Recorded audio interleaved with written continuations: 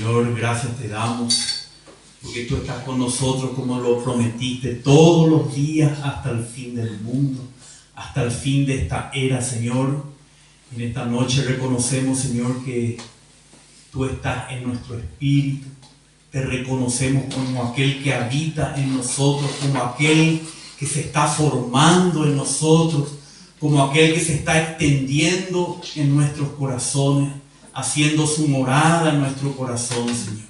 Señor, gracias que tú hoy nos das la oportunidad, Señor, de reunirnos para estar delante de ti y de tu palabra, Señor. Te pedimos que nos ilumines con tu espíritu, que nos ilumines y nos vivifiques, Señor. Vivifica nuestro hombre interior, quita a nosotros toda muerte, toda contaminación. Con tu preciosa sangre limpia nuestros pecados y con tu espíritu y tu palabra renuévanos en esta noche para consagrarnos más y más a ti y a tu propósito. Gracias, Padre, por tu Hijo Jesús, tan precioso Salvador que nos has dado. Gracias, Padre, por tu Espíritu Santo, tan eficaz Consolador que nos has dejado. Señor, dependemos totalmente de ti en esta noche. En el nombre de Jesús, Padre. Amén. Amén. Vamos a hacer un pequeño repaso de vuelta para orientarnos, porque son tantos datos, tantos pasajes de la palabra. Realmente este tema es como agarrar un rompecabezas de miles de piezas e ir juntando. Aquí no entra, aquí entra, el color coincide, ¿verdad? Realmente no es fácil tanto estudiar como entender estas cosas. Por eso, como preguntó la hermana la vez pasada, hay varias interpretaciones en cosas secundarias, pero lo más importante es que el Señor viene por su iglesia y que previamente a esa venida del Señor va a haber un tiempo, por un lado, de la iglesia de apostasía, que es el apartarse del Señor. Por otro lado es la incursión del anticristo, que es aquel que quiere tomar el lugar de Cristo y establecer un reino entre los hombres para que el reino de Cristo nunca se establezca. Entonces, estamos mirando acá siempre guiados por las 70 semanas de Daniel. Y ya hace rato entramos en la última semana de Daniel, que es la 70. Tiene una primera mitad de 3 años y medio y una segunda mitad de otros 3 años y medio, dividido en la mitad por un acontecimiento que se llama cuando el anticristo rompe el pacto con Israel, hace cesar los sacrificios en el templo y erige la abominación desoladora en el templo. Y allí comienza esta segunda mitad de la semana de Daniel. Y hablamos del quinto sello, que nos habla de la gran tribulación para los santos, para los creyentes que no fueron fieles al Señor y que se quedaron en la gran tribulación. Los fieles ya fueron aquí arrebatados ante el trono en los cielos, los vencedores. Pero los que necesitan todavía madurar bajo el sol de la persecución, la cosecha final que tiene que madurar porque la primicia ya fue al trono de Dios arrebatada. Entonces la gran tribulación es para los creyentes un tiempo de prueba, de gran persecución, cual no la ha habido ni la habrá, y también para que los judíos en ese tiempo puedan buscar al Salvador, buscar al Mesías que hasta ese entonces no lo reconocieron.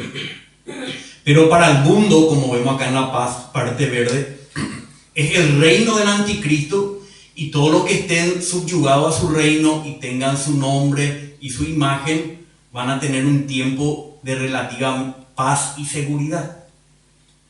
Pero cuando ese tiempo de gran tribulación sea acortada, porque vemos la palabra del Señor que ese tiempo fue acortado por causa de los escogidos, dice, vamos a leer otra vez creo hoy ese versículo. Entonces se produce el arrebatamiento de la iglesia a los aires, porque el Señor desciende de los aires, de los cielos a los aires, y la iglesia asciende de la tierra a los aires y ahí tenemos el encuentro con el Señor en los aires.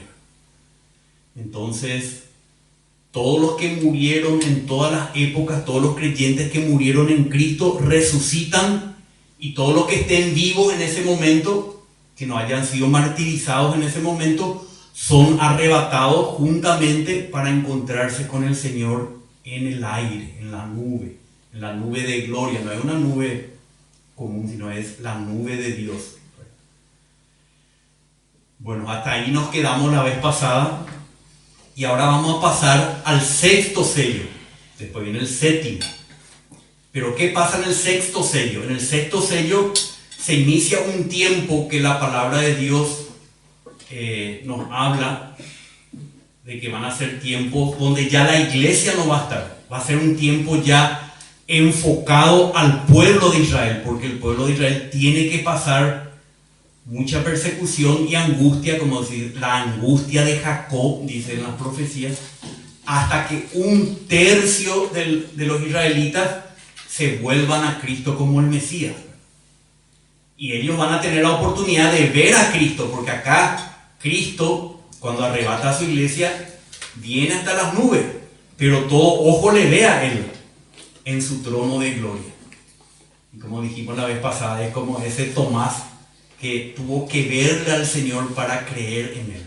Esa es la oportunidad que van a tener los últimos descendientes de Abraham conforme a la carne para volverse al Señor. O sea, acá vamos a hablar del sexto sello, y en ese sexto sello es cuando se produce el arrebatamiento por un lado de la iglesia, y por otro lado se inicia acá un periodo de ira de Dios sobre este mundo.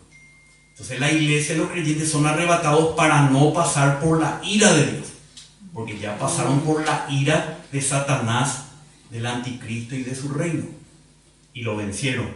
Los que fueron fieles lo vencieron, los que no fueron fieles sucumbieron. ¿Quiénes son los que le van a ver al Señor allá arriba? ¿Solamente los judíos? Hoy vamos a ver eso, pero todos le van a ver, todo ojo le verá. La venida del Señor, el arrebatamiento sí es en un instante, en un abrir y cerrar de ojos, somos arrebatados. Pero la venida del Señor en las nubes se detiene por lo menos 6 meses, porque 3 años ya pasaron, queda la mitad de un año. Digo por lo menos porque nadie sabe exactamente. Yo nomás digo porque me gustan los números redondos, 3 y medio, no quiero decir 3 y 3/4. Pero ese tiempo de 3 años y medio tiene 2 facetas, 2 aspectos. Uno es la tribulación de los santos, es arrebatada la iglesia y empieza la ira de Dios, esa última ira de Dios que está compuesta de las 7 trompetas y de las 7 copas, es para los incrédulos. Los creyentes ya fueron arrebatados. Entonces cuando viene el Señor en las nubes, como vamos a ver esta noche, todo ojo le va a ver. Y bueno, vamos a irnos allá. Entonces, hoy vamos a mirar entonces esto, el sexto sello. Entonces vemos que aquí terminó lo que se llama la era de la iglesia. Terminó la era de la iglesia. Vamos a mirar un poco acá, ya que estamos con ese... Entonces, ¿en qué era del reino de Dios estamos? Estamos ya en la introducción de la era del reino milenial de Cristo. O sea que prácticamente ya es parte del reino milenial de Cristo, pero es la introducción. Es como Cristo conquista y destruye al anticristo, a su reino, y luego establece su reino aquí en la tierra cuando desciende completamente a la tierra. Pero ya hemos terminado la era de la iglesia. La iglesia, ya no hay ningún miembro del cuerpo de Cristo aquí en la tierra. Ya todos fueron arrebatados a estar con el Señor. Sean que hayan muerto, resucitan, sean que estén despiertos, son transformados. Todos nos encontramos con el Señor. Pero seguimos en la semana 70 de Daniel, seguimos en la segunda mitad de esta semana, que es la consumación de esta era, el fin de esta era. Esta era se refiere a la era en que los hombres reinan en el mundo, en que Satanás a través del hombre reina en el mundo. Y estos últimos 3 años y medio son el día de Jehová o el día de Yahvé, el día del Señor. Son los últimos aproximadamente 6 años, 6 meses, perdón, de la segunda mitad de la semana 70 de Daniel. Entonces, estamos en el sexto sello. El sexto sello describe tanto lo que acontece en los cielos, donde está la presencia de Cristo, también lo que acontece en la tierra con los moradores de la tierra. Y hoy vamos a leer este sexto sello, pero vamos a volver a leer en la próxima reunión porque vamos a tocar esto en sus dos aspectos. Hoy en los cielos, y la próxima vez en la tierra, ¿qué va a pasar? Entonces leemos Apocalipsis 6, 12 al 17. Y miré cuando él abrió el sexto sello y hubo un gran terremoto. Recuerdan que cuando Jesús murió también en la cruz, hubo un gran terremoto y dice que algunos que habían muerto se despertaron, resucitaron. Y las rocas se partieron y algunos resucitaron. Y acá va a haber algo, pero en escala mundial, ¿verdad? Porque la resurrección de los muertos acá va a ser de todos los creyentes. Entonces dice, asocio nomás esto, dice, y hubo un gran terremoto en toda la tierra. Y en ese instante es cuando los creyentes resucitan y son arrebatados. El sol se puso negro como silicio hecho de cerda. Y toda la luna se volvió como sangre. O sea, los astros que iluminan la tierra perdieron su luz. Y las estrellas del cielo cayeron a la tierra, no a la tierra en el cielo, es como uno mira, no es que las estrellas cayeron a la tierra, sino que cuando uno mira es como que caen, huyen, como la higuera arroja sus higos verdes al ser sacudidas por un fuerte viento. Y el cielo fue retirado como un pergamino. Imagínense un pergamino que se abre así, o que se retira, ¿verdad? Y ahí baja Cristo a las nubes. O sea que todo lo que es la esfera celestial va descendiendo, va irrumpiendo en la esfera terrenal, pero hasta los aires nomás.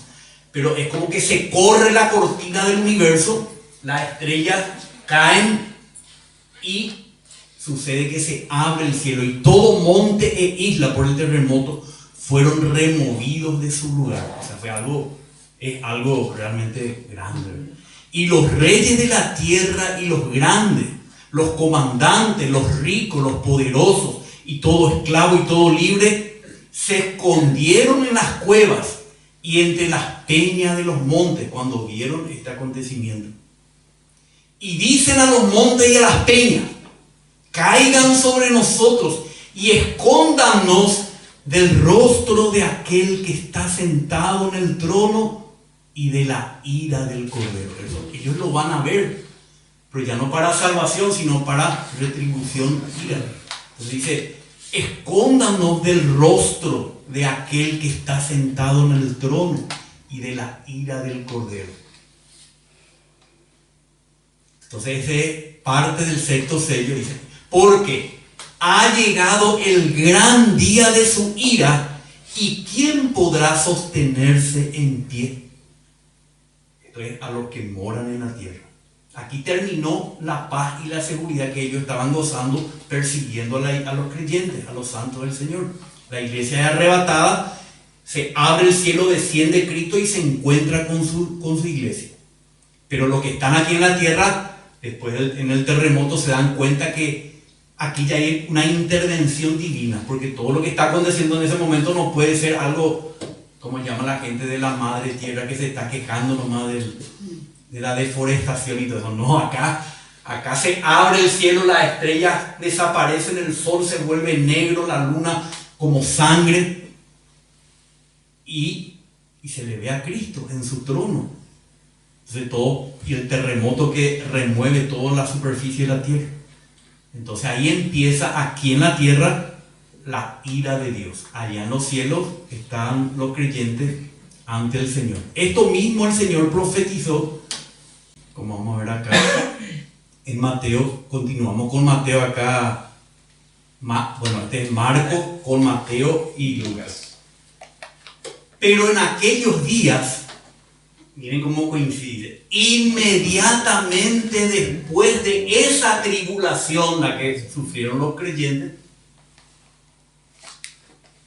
el sol se oscurecerá y la luna no dará su luz. Vamos a leer un poco en Mateo 24, 3. Porque decimos que acá viene el Señor. Mateo 24, 3. Porque ahí le preguntan los discípulos al empezar su discurso de las señales del fin.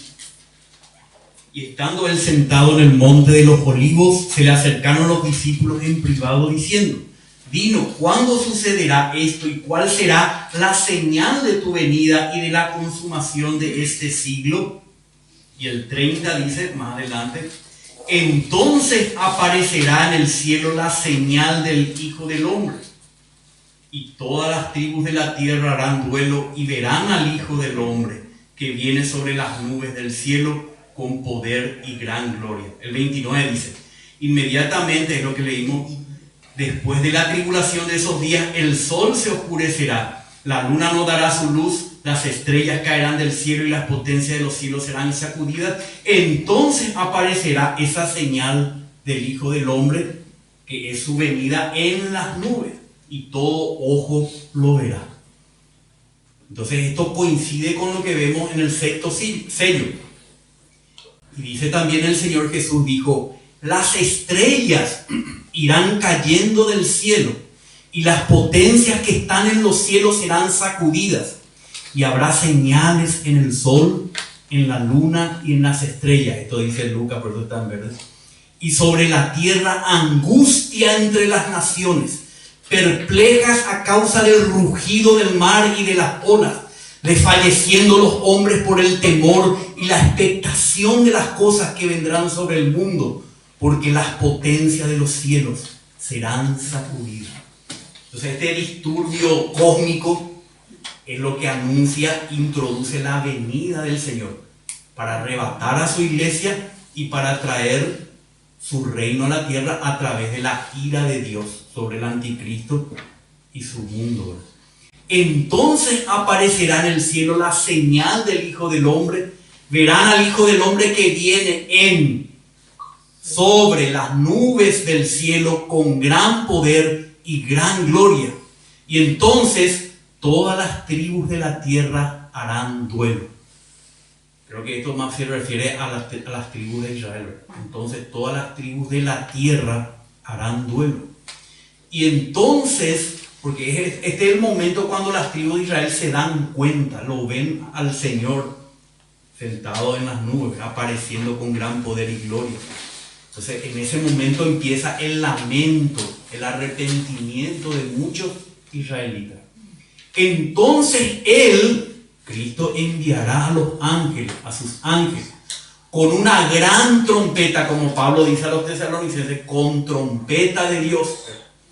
Reunirá a sus escogidos de los cuatro vientos, desde el extremo de la tierra hasta el extremo del cielo, desde un extremo de los cielos hasta el otro.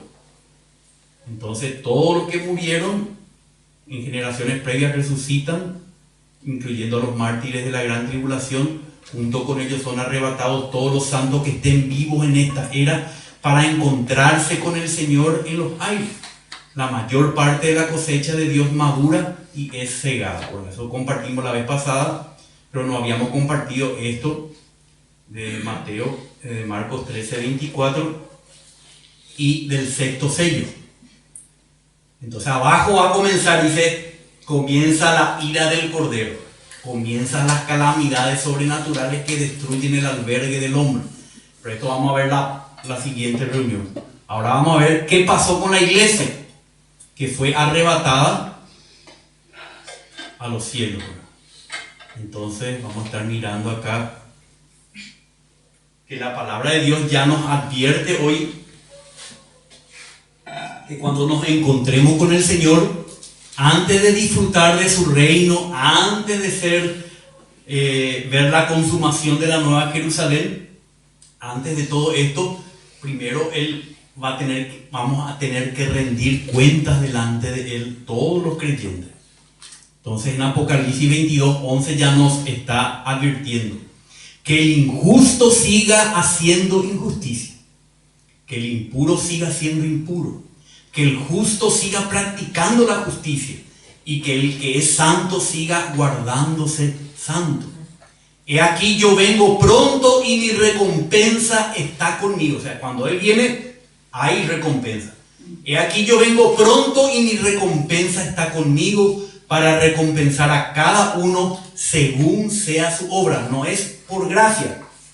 O sea, esto no es la salvación por gracia. La salvación por gracia ya tenemos todos los que hemos creído en el Señor. Esto es ser recompensado según sea nuestra obra como creyente aquí en la tierra. Son dos cosas muy diferentes. Segunda de Corintios 5:10 dice, porque todos nosotros, los que estamos aquí, todos nosotros debemos comparecer ante el tribunal de Cristo, para que cada uno sea recompensado por sus hechos estando en el cuerpo, de acuerdo con lo que hizo, sea bueno o sea malo. ¿A quién le escribe? A la iglesia que estaba en Corinto. Todos debemos comparecer. Entonces el Señor es totalmente justo. La salvación es por gracia, pero a cada creyente Dios le va a dar lo que se merece cuando seamos arrebatados a la presencia del Señor. Romanos 14:10 dice, pero tú, ¿por qué juzgas a tu hermano? O también tú, ¿por qué menosprecias a tu hermano? Porque todos compareceremos ante el tribunal de Dios, o de Cristo, dicen algunas versiones. Primera de Corintios 3:10 dice, conforme a la gracia de Dios que me fue dada, yo, como sabio arquitecto, puse el fundamento y otro edifica sobre él. ¿Verdad? Ya tenemos el fundamento que es el Señor Jesucristo, pero después viene la sobreedificación. Pero acá cada uno tenga cuidado cómo edifica encima. Ese es el cuidado que tenemos que tener en nuestra vida de iglesia. ¿Cómo edificamos encima del fundamento? Pues nadie puede poner otro fundamento que el que ya está puesto, el cual es Jesucristo. Ahora bien, si sobre este fundamento alguno edifica con oro, plata, piedras preciosas, madera, heno, paja, la obra de cada uno se hará manifiesta, porque el día, ¿qué día? El día del tribunal de Cristo.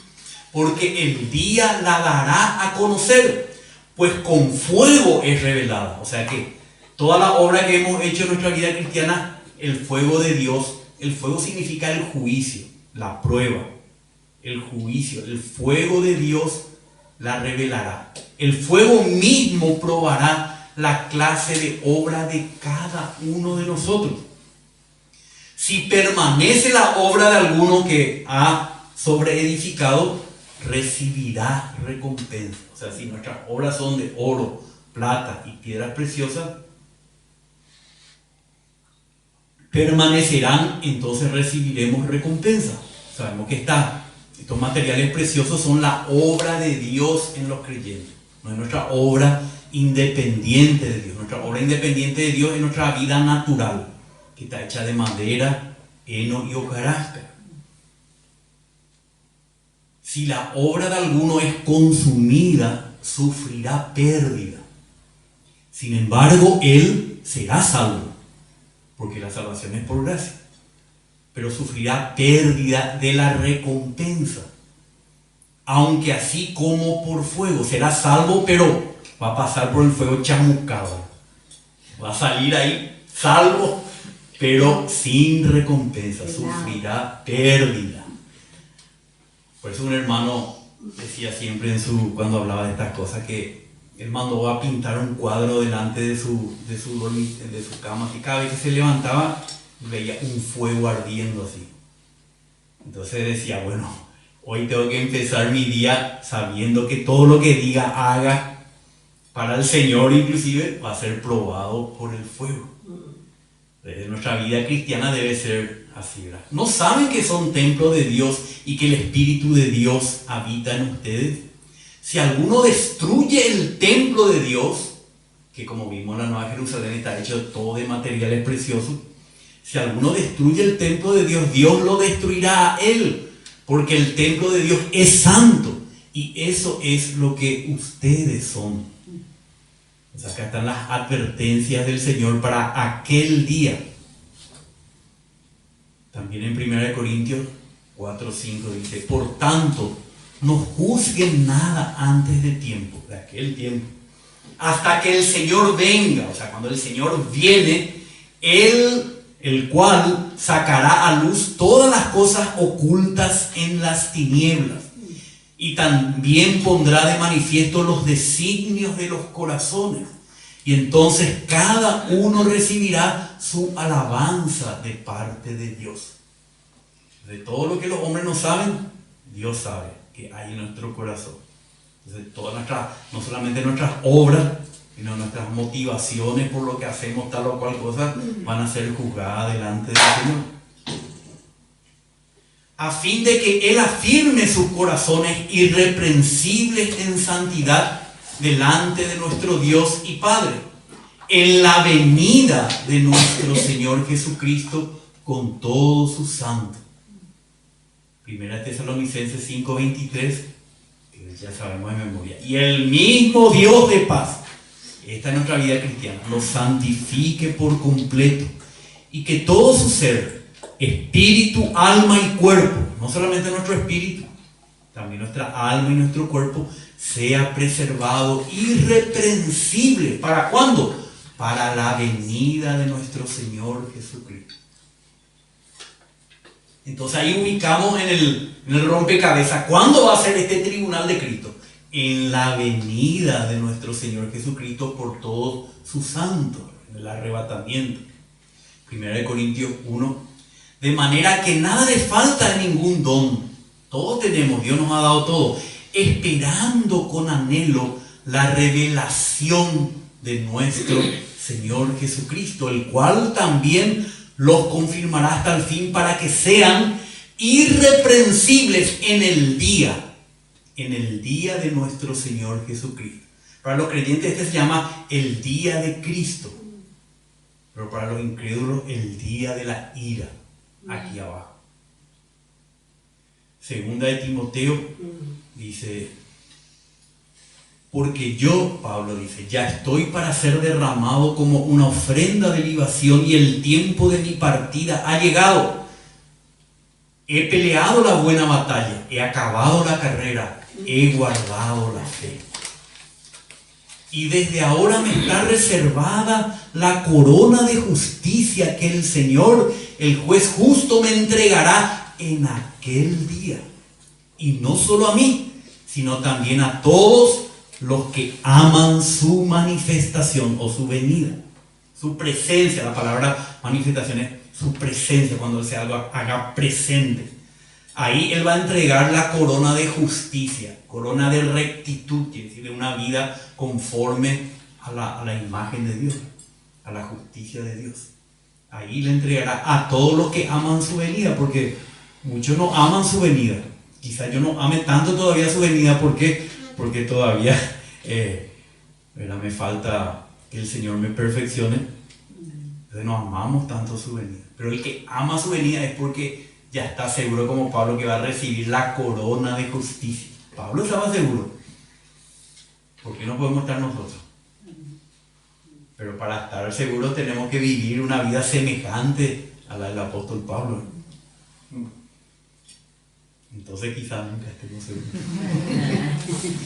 Oh Señor, amén. Y bueno, ahora vamos a pasar a algunas parábolas que habló el Señor con respecto a la venida del Señor y qué sucederá cuando sus creyentes se encuentren con Él. Entonces vamos a ver aquí la parábola de las 10 vírgenes. Mateo 25, 1 al 3. Entonces el reino de los cielos será semejante a 10 vírgenes, que tomando sus lámparas salieron al encuentro del novio. El novio en este caso es el Señor Jesús. Y las 10 vírgenes son creyentes. Por eso se les llama virgen. Es muy raro cuando muchos hermanos interpretan esto, que las 10 vírgenes son cualquier persona, ¿verdad? Pero sabemos que vírgenes significa creyente. 5 de ellas eran insensatas y 5 prudentes.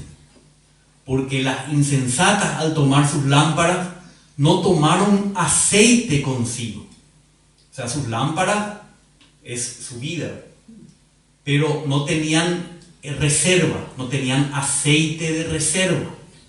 El aceite en la palabra de Dios representa al Espíritu Santo. O sea, no estaban llenos del Espíritu Santo, tenían lo suficiente para un tiempo, ¿no? Pero las prudentes tomaron aceite en sus vasijas de reserva junto con sus lámparas. Entonces no es suficiente, como dicen los hermanos siempre, no es suficiente tener al Espíritu en nuestro espíritu. Todos los creyentes le tenemos al Espíritu del Señor en nuestro espíritu. Pero nuestra alma, que llega a ser nuestra vasija, también tiene que estar con el Espíritu. O sea, tenemos que tener suficiente del aceite. ¿Por qué? Porque el novio se tardó.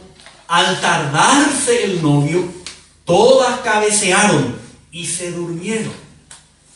Entonces aquí se interpreta esta parábola como que estas 10 vírgenes representan a los creyentes que ya murieron esperando la venida del Señor. No vino el Señor, se tardó, y estos creyentes representan a los creyentes que ya durmieron en el Señor.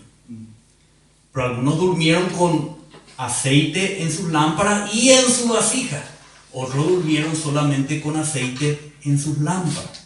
O sea, al tardarse el novio, todas cabecearon, o sea, se enfermaron y murieron. Pero a medianoche se oyó un clamor: he aquí el novio, salgan a su encuentro. O sea, llama a la resurrección a los que están dormidos. Entonces todas aquellas vírgenes se levantaron, resucitaron y arreglaron sus lámparas para encontrarse con el Señor que viene.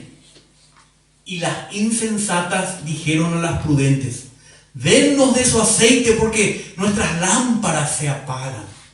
Ya apenas estaban humeando ya la lámpara, esperándole al Señor. Pero cuando vino el novio se dieron cuenta que ya se apagaban sus lámparas. Y le pidieron a otras, como diciendo: danos un poco de tu experiencia en el Señor, danos de tu experiencia de fidelidad al Señor. No se puede pasar de un creyente a otro eso es algo de cada uno, la experiencia de cada uno.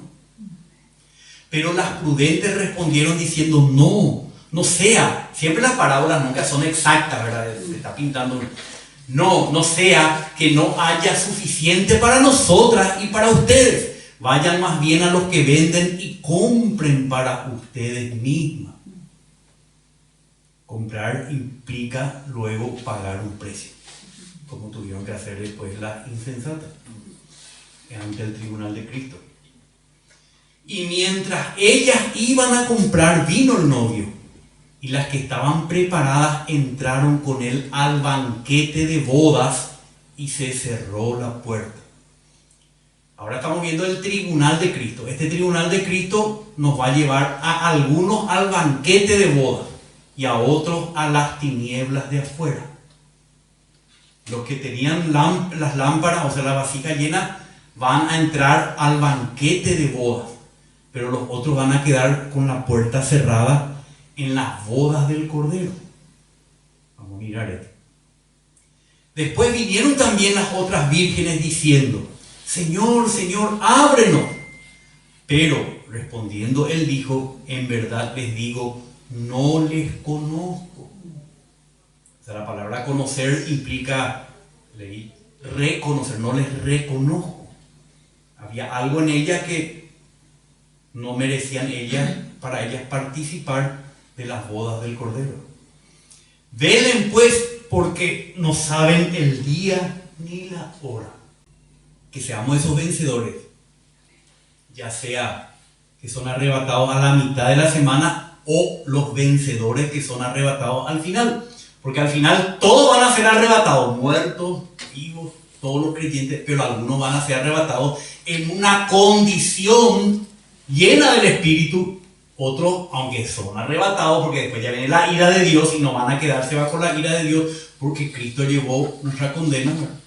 Pero van a ser arrebatadas con una vasija, ¿verdad?, con poco aceite. Y no van a entrar, la puerta se cerró y se cerró. No pudieron entrar en el banquete de bodas. Entonces esta parábola nos habla el Señor acerca de los creyentes que ya murieron cuando el novio viene. Pero están las prudentes y están las insensatas. Como el Señor ya nos advirtió todo, ¿verdad? Dice, no vamos a tener excusa ahí y decirle, pero yo no sabía esto, ¿no? Yo creía que, como te acepté como mi Salvador, ya no había nada más después, ¿verdad? No, el Señor es claro, las vírgenes van a tener que ser probadas por el Señor. Mateo 25, 14 al 30. Acá el Señor ya arranca antes, en la época ya suya. Dice, porque el reino de los cielos es como un hombre que al emprender un viaje llamó a sus esclavos y les encomendó sus bienes. Entonces, Cristo acá es este hombre que ascendió a la diestra del Padre y llamó a sus esclavos, que son los creyentes, y les encomendó sus bienes. Y a uno le dio 5 talentos, a otros 2 y a otro 1. A cada uno conforme a su capacidad, y se fue de viaje. Entonces el Señor le dejó a sus creyentes talentos. Talento en una medida de una moneda de aquel tiempo, pero justo coincide, ¿verdad?, con lo que representa, son talentos espirituales, o sea, dones espirituales. A uno le dio 5, a otro 2, a otro 1, conforme a su capacidad para poder desarrollar esos talentos. O sea que si le dio a uno es porque ese uno tiene que desarrollar. ¿Amén? Y si le dio 5, los 5 tienen que desarrollar. De acuerdo a lo que nosotros podemos, lo que queremos. Claro, de acuerdo, porque Dios trata con seres humanos, ¿verdad? Nosotros en nuestra humanidad, por ejemplo, Pablo era un estudioso anteriormente era un fariseo, conocía toda la ley, estaba súper capacitado para ser usado por Dios, y seguramente que él tenía muchos más dones que otros de nosotros, porque él humanamente estaba capacitado para desarrollar eso. Dios dispensó en él 5, en otro 2 y en otro 1. 16. El que había recibido los 5 talentos enseguida fue y negoció con ellos y ganó otros 5 talentos. Aumentó, ¿verdad?, las capacidades espirituales. Asimismo, el que había recibido 2 talentos ganó otros 2. Estaba perfecto porque 2 le dio y 2 reprodujo. Pero el que había recibido 1, y ese es el problema, mayormente, cuando tenemos 1 nomás, y entonces menospreciamos lo que el Señor nos da, o creemos que no somos lo útil en el cuerpo de Cristo. Entonces nos achicamos ahí, no estamos en la obra del Señor. Pero dice, el que le dio 1, que hizo fue y cavó en la tierra y escondió el dinero de su Señor. Por eso es importante esta vida de iglesia que el Señor nos está mostrando, donde, como dice Pablo, cuando nos reunimos, todos podéis profetizar, uno por uno, para que todos aprendan y todos sean exhortados. No lo que llevó a hacer la iglesia, que un pastor nomás habla, los otros le escuchan. Uno nomás evangeliza, los otros no evangelizan. Eso es el sistema nicolaíta, que el Señor detesta, dice en Apocalipsis capítulo 2 y 3. Yo detesto las obras de los nicolaitas. Entonces, todos nosotros tenemos que saber que por lo menos un don hemos recibido del Señor. Pero esto no es un don natural. También tenemos que estar atentos. No es saber tocar la guitarra o cantar. Esos son cualidades naturales, son dones espirituales. Ustedes hablan Romanos 12, 1 Corintios 12, también habla de los dones espirituales. Dones que vienen a cada creyente cuando nacen de nuevo y reciben al Espíritu Santo, y el Espíritu Santo va repartiendo dones en los miembros de su cuerpo. No son dones naturales, no. Porque ahí viene el arquitecto, denle lugar al arquitecto, porque ahí viene el general, le dan un lugar en la iglesia, porque después es general y arquitecto. No, en la iglesia no hay esas cosas, son dones espirituales. Entonces vemos aquí, dice, después de mucho tiempo, otra vez, acá ya nos insinuaba el Señor que Él no vendría muy rápido.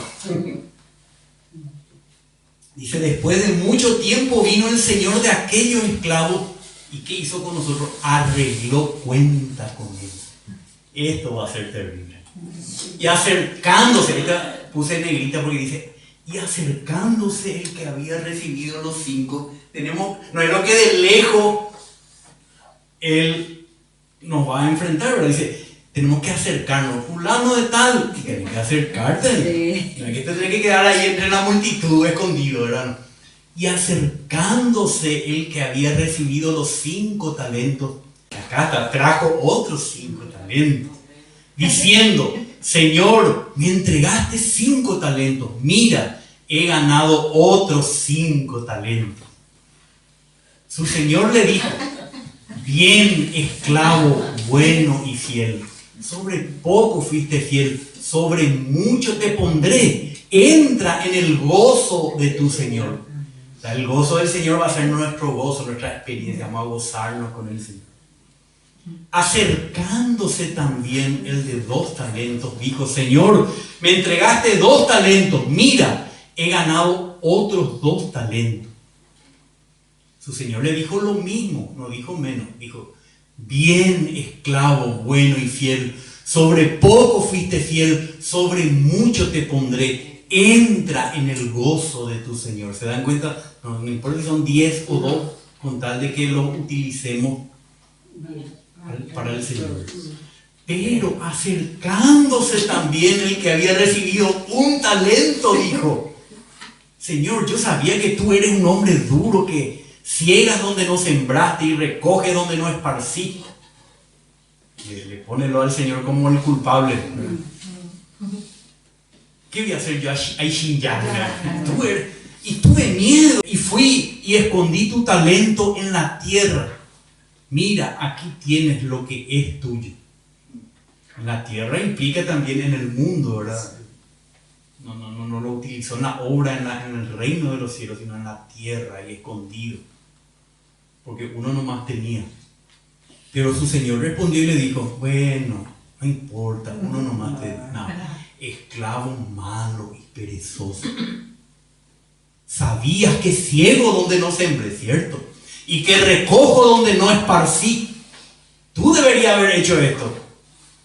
Debías entonces haber depositado mi dinero con los banqueros y al llegar yo hubiera recibido lo que es mío con los intereses.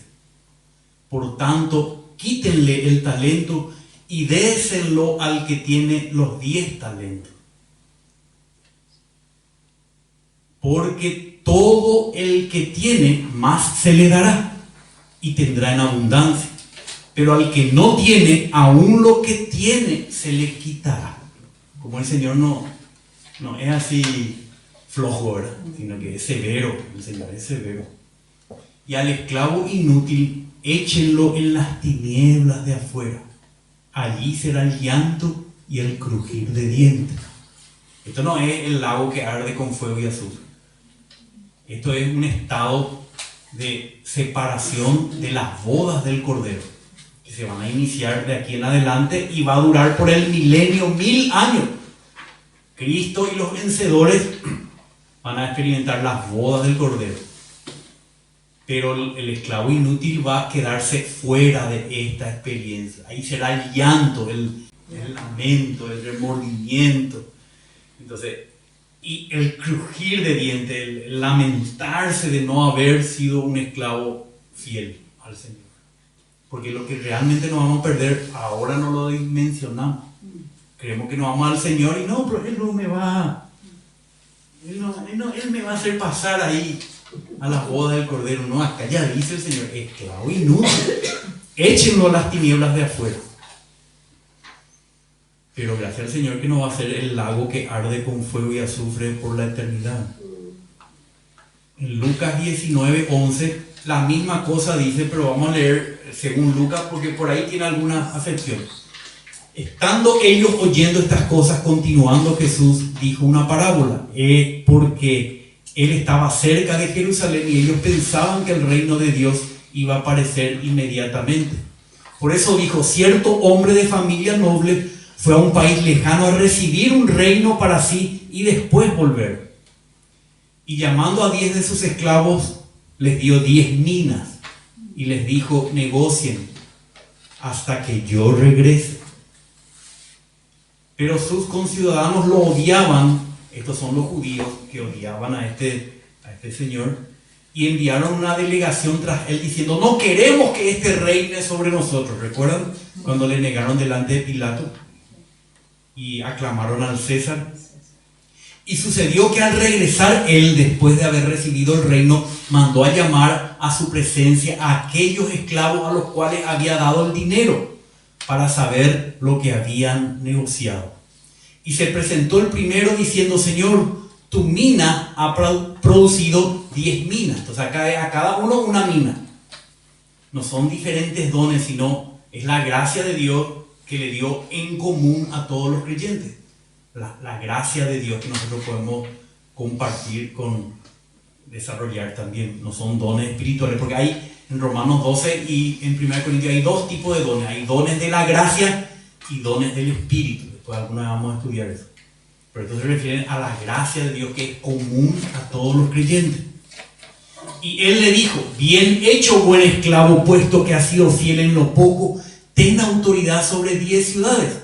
Como dijimos, los vencedores, al que venciere, reinará a las naciones de la tierra. Leímos en Apocalipsis 3. Entonces estos son los vencedores, buenos esclavos, que van a tener autoridad en el milenio, en el reino terrenal de Cristo.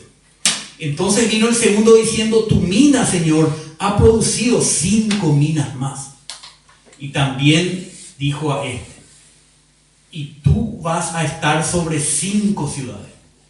Y vino otro diciendo: Señor, aquí está tu mina, que he tenido guardada en un pañuelo. Pues te tenía miedo porque eres hombre severo, que recoges lo que no depositaste y ciegas lo que no sembraste. O sea, nos da para que lo hagamos nosotros. Él le contestó: esclavo malo, por tus propias palabras te voy a juzgar. Sabías que yo soy un hombre severo, que recojo lo que no deposité y ciego lo que no sembré. Entonces, ¿por qué no pusiste mi dinero en el banco y al volver yo lo hubiera recibido con los intereses? Y dijo a los que estaban presentes: quítenle la mina y dénsela al que tiene 10 minas. Y ellos le dijeron: Señor, él tiene 10 minas. Les dijo que a cualquiera que tiene, más se le dará. Pero al que no tiene, aún lo que tiene, se le quitará. Pero a estos mis enemigos, no está hablando acá de los siervos, de los esclavos, sino de los enemigos que no querían reconocerle como rey. Pero a estos mis enemigos que no querían que reinara sobre ellos, tráiganlos acá y degüéllenlos delante de mí. Eso es lo que va a pasar acá en la tierra con el juicio de Dios. Entonces no se asusten, esto tiene que ver con nosotros. Nosotros somos los esclavos, fieles o infieles.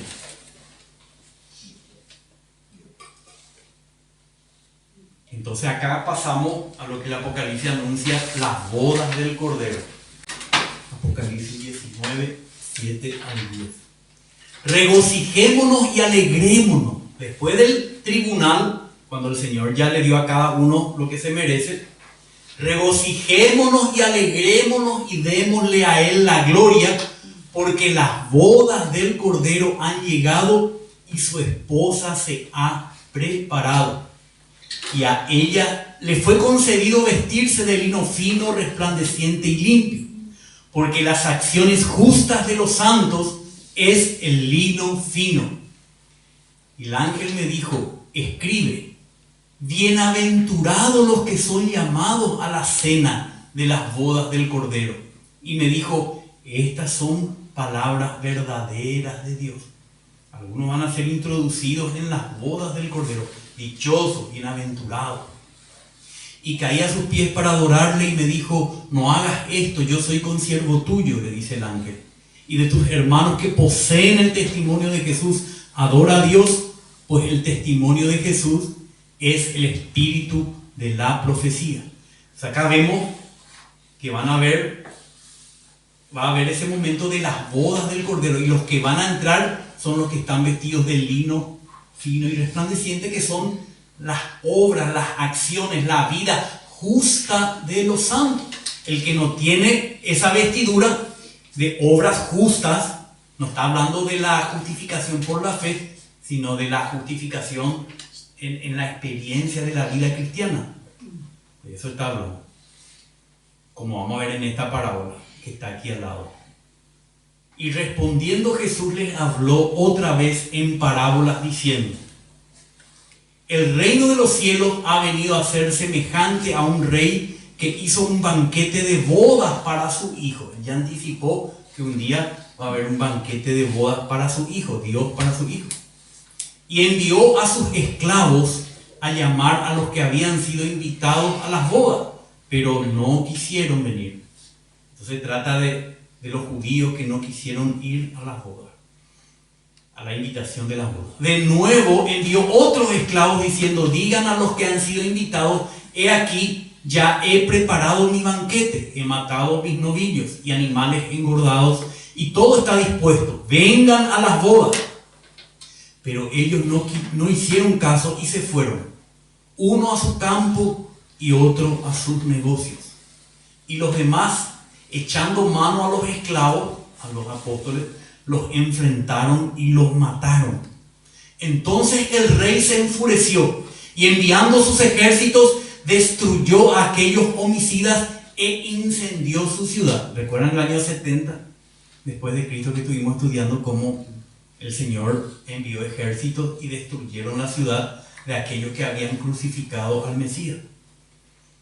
Luego dijo a sus esclavos: la boda está preparada, pero los que fueron invitados no eran dignos. Y ahí salen los apóstoles a todo el mundo, a los gentiles: vayan por tanto a encrucijadas en los caminos y llamen a las bodas a cuantos encuentren. Y aquellos esclavos salieron por los caminos y reunieron a todos los que encontraron, tanto malos como buenos, y el salón de bodas se llenó de comensales. Pero cuando el rey entró a ver a los comensales, cuando ya llegó ese banquete, vio allí a uno que no estaba vestido con traje de boda. Por eso decimos que en Apocalipsis que leímos, dice que los que están vestidos con lino fino y transparente y reluciente son las obras justas de los santos. Pero van a haber algunos que quisieron entrar, se colaron a la fiesta. Pero ¿qué pasa? No estaba vestido con traje de boda, no estaba con obras justas. Y le dijo: amigo, ¿cómo entraste aquí sin traje de boda? Y él enmudeció, no tuvo que responder. Entonces el rey dijo a los sirvientes: átenle las manos y los pies y échenlo a las tinieblas de afuera. La misma cosa que dijo con las vírgenes imprudentes. Allí será el llanto y el crujir de dientes. Porque muchos son los llamados a esta boda, pero pocos son escogidos. Solamente los vencedores son los escogidos para experimentar esta boda del Cordero. Esto es previo al reino milenial de Cristo. Claro, todos estos que fueron llamados pero no fueron escogidos en ese momento van a experimentar la disciplina del Señor. Y finalmente, después de 1000 años, van a incorporarse a la esposa del Cordero por la eternidad. Así que, hermanos, por eso comparto estas palabras con los hermanos, no por una curiosidad escatológica, qué va a pasar, que las bestias, que esto, no, realmente lo que puso mi corazón compartir, yo iba a compartir ya directamente lo que tiene que ver con la vida de la iglesia, cómo debemos vivir la vida de iglesia, que es lo que yo realmente quiero compartir. Pero gracias a la pandemia y muchos hermanos empezaron a hablar de estas cosas finales y como que el Señor puso en mi corazón, metete en esto Y porque esto es realmente lo que puede despertar a los hermanos para que se preparen y vivan una vida de iglesia conforme a la voluntad del Señor. ¿Entienden, hermano? Por eso estamos compartiendo esto y no lo estamos haciendo en detalle, porque no es un estudio de escatología propiamente dicha, sino para ubicarnos en qué momento estamos, qué viene ahora, qué viene después y qué va a pasar de acuerdo a cómo nosotros hemos vivido nuestra vida de iglesia. Entonces, volviendo a nuestro diagrama. Una preguntita. Sí, adelante, hermano. ¿Y cómo entraron en la fiesta? Y bueno, por eso les digo, las parábolas no quiere decir que todos los detalles que dice la parábola está dando una ilustración de que si vos no entras, si vos no tenés el atuendo adecuado, no vas a poder estar ahí, te van a tener que sacar de ahí. O sea, siempre las parábolas, nunca las parábolas son, siempre hay que tomar la idea central de la parábola, porque si tomas mucho los detalles te podés perder, hasta errar lo central. Entonces, eso es lo que el Señor quiere significar. Que no va a entrar nadie que no puede. Claro, y eso es importante aclarar, ¿verdad? La justificación tiene dos sentidos. Uno es objetivo. Cuando yo le acepté a Cristo como mi Salvador, su justicia me fue acreditada a mí por la fe. Yo ya soy justo delante del Señor. Pero esa justicia, yo tengo que experimentar la justicia de Cristo para que también subjetivamente, o sea, en mi vida, en mi experiencia, se produzca el lino fino y resplandeciente. Si yo le experimento al justo, ¿verdad? Voy a estar, como dice el apóstol Pablo, revestidos del Señor Jesucristo. ¿Por qué le dice? Si yo ya estoy vestido. No, porque la vida cristiana, la salvación del Señor, empieza en nuestro espíritu, prosigue a nuestra alma y también se experimenta en nuestro cuerpo en su venida. Pero esa es nuestra alma lo que tiene que ser revestida del Señor Jesucristo, de la justicia de Cristo, del carácter de Cristo, de las obras de Cristo. No copiándole, sino experimentándole por medio del Espíritu del Señor Jesucristo. Entonces, no sé si hay alguna pregunta para aclarar eso. A mí lo que siempre me llama la atención es a qué se refiere, hermano, cuando dice lo hubieras metido en un banco para que produzca. Siempre me llama la atención. Sí. ¿A qué se refiere eso? Y uno puede interpretar de varias maneras, ¿verdad? Pero de que vos tenés que hacer algo que haga que eso produzca, tenés que estar involucrado. No es tampoco, bueno, que se vaya nomás fulano a predicar, yo me quedo acá. No, porque eso es guardar, ¿verdad?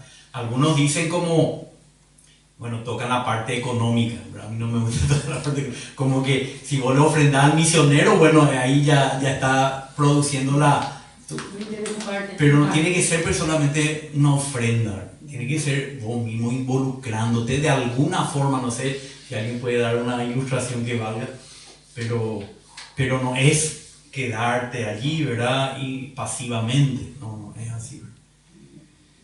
Y como vamos a ver más adelante, esto tiene que ver con la edificación del cuerpo de Cristo. Y todos tenemos que ser perfeccionados para la obra del ministerio, que implica salir de donde nosotros estamos y representar al Señor, ser enviado por el Señor.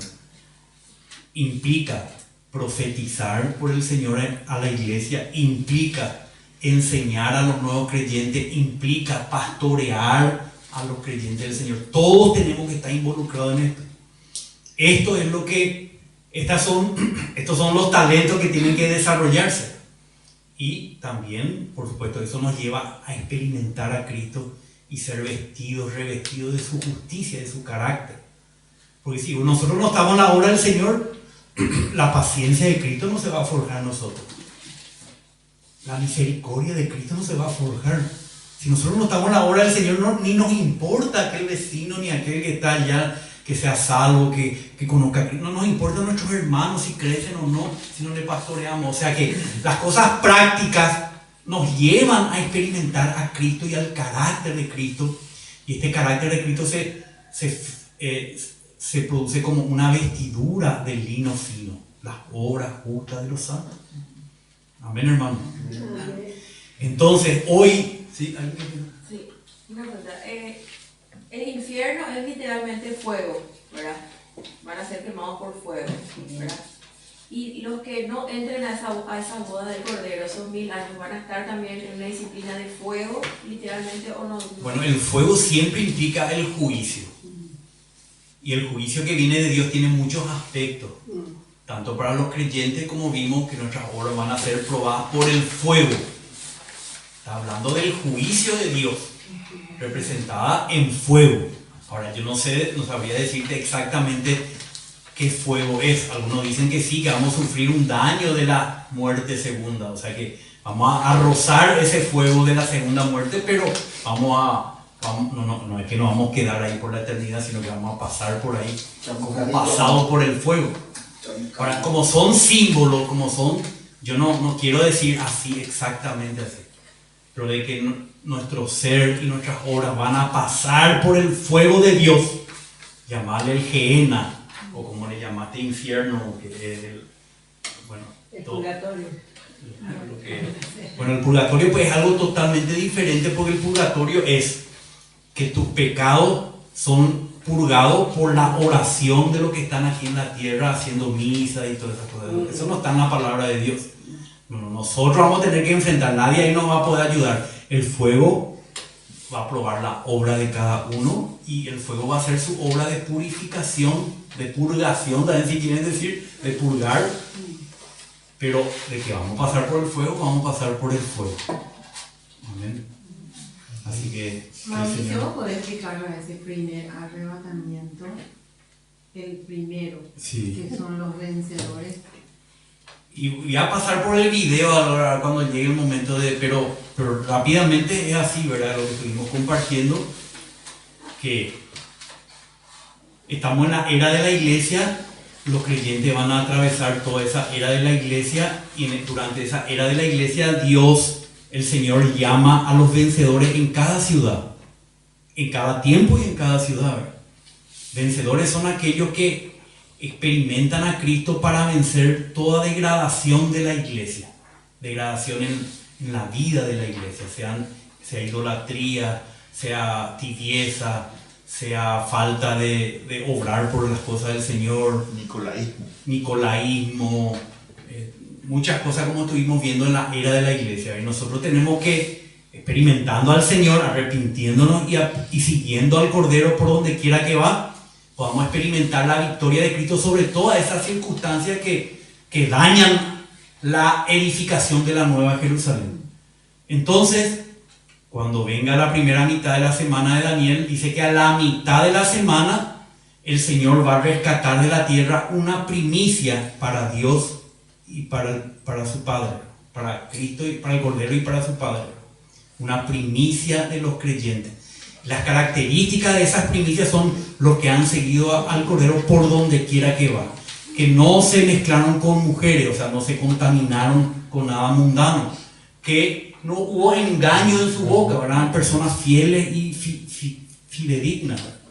Esas personas van a ser arrebatadas, como el hijo varón también que leímos en Apocalipsis 12, que la mujer, la iglesia, el pueblo de Dios está en trabajo de parto, ¿verdad? Durante la primera mitad de la semana de Daniel, y de repente va a dar a luz un hijo varón que va a pastorear con Cristo a todas las naciones de la tierra. Y ellos van a ser arrebatados y van a ser, como dice en Apocalipsis 3:10, guardados de la hora de la prueba, que es la gran tribulación que viene después sobre toda la tierra habitada.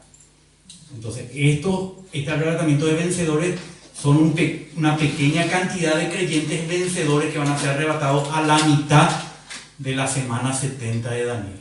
Y van a ser arrebatados no a los aires, sino al trono, como dice la palabra de Dios, al trono de Dios. Después ellos van a descender y van a encontrarse con el resto, con la cosecha final, que va a ser cosechada al final, como compartimos la vez pasada. Entonces, según los pasajes de la palabra de Dios, tenemos dos arrebatamientos.